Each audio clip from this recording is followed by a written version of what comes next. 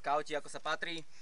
Zúčastňujú sa všetkých možných aj nemožných oddielových, zborových aj družinových akcií. Pomáhajú, kde sa dá. Pamätám si ten čas, keď prišli do mojej družiny. Je to už dávno. Keďže si toho pamätám pomerne málo. Neviem, kedy to presne bolo. Cca 4 roky. Takže dovol, aby som ti predstavil prvého skauta, Adama. Ja Adam sľubujem na svoju česť, že sa vynasnažím zo všetkých síl plniť si povinnosti voči Bohu a svojej vlasti, pomáhať v každom čase svojim blížnym a dodržiavať skautský zákon. Tak mi Pán Boh pomáha. Sír. Hurá!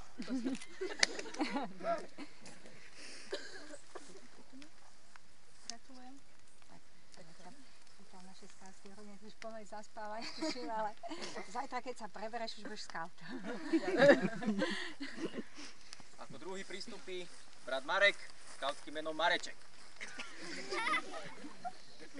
Ja Marek, sľubujem, že zo všetkých síl, že sa vynasnažím zo všetkých síl plniť si povinnosti voči Bohu a svojej vlasti, pomáhať svojmu blížnemu v každom čase, dodržiavať skautský zákon.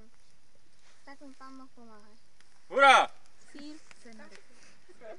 Sír. Tuto. Na Janku.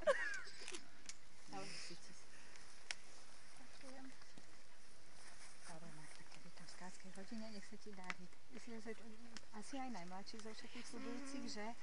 Tak dúfam, že budeš. Tretí prístupí brat Martin, srdce a duša družiny Tigrov. Ja Martin, sľubujem na svoju česť, že sa zo všetkých síl vynasnažím plniť si povinnosti voči Bohu a svojej vlasti, pomáhať v každom čase svojim blížnym a dodržiavať skautský zákon. Tak by Pán Boh pomáhal. Hurá! Martin. Hurá! Martin.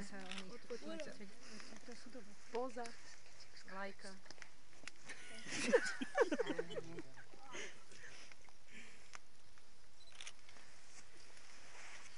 Dobre, už môžeš. Ďalší prístupí brat Matúš, ale až za chvíľu. To je skautské meno? Nie. Takže vlastne budete vlastne skoro všetci onej skauti, že máme na... Takže nech sa mi ti dá. Čiže ako ďalší brat Matúš, skautským menom Žigo.